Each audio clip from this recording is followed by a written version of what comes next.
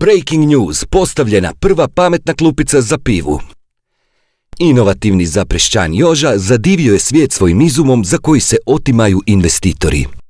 Kuš buraz, ideja mi je pala kad smo tu ispred dućana svi cugali, a niko nikad nema otvarač.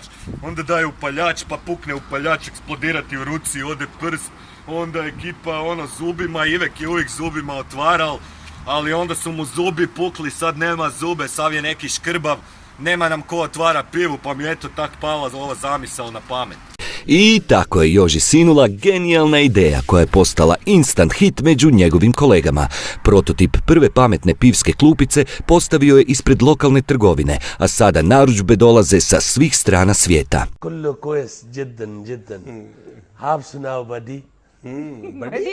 Alhamdulillah, Arbi vi hun, Facebook te aaye hun, status update hun, akhdi tasvir lagi hun, mauja lagi hun.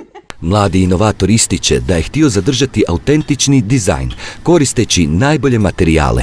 Kao potpornje klupica koristi najkvalitetniju gajbu, posebno dizajniranu za ostavljanje praznih boca. A trup je rađen od vrhunske iverice. Pametna pivska klupica ima integrirani otvarač za pivu od nehrđajuće plastike, a kao poseban dodatak tu je daska za rezanje špeka i luka za tradicionalnu mezu. Također postavljena je i alu folija u koju možete omotati svoj mobitel, tako da kada vas supruga zove, vi ste nedostupni. Kuš, kaj je bilo prijeme, žena Roža zvala, di si, kaj te, nema pijandoro, pak si pijan. Sad od kad imam klupicu, imam kaj je to, foliju. Kad umotaš, mobitel nema signala, ja sjedim, ja cugam i nema više svađe. Niko me ne mre zvati, ja na miru skroz sjedim. Živi. Evo. Također, klupica je ergonomski oblikovana za odmor nakon većih količina alkohola. Više ne morate teturati ulicom ili dolaziti pred suprugu u alkoholiziranom stanju. Počinite na klupici dok ne dođete k sebi.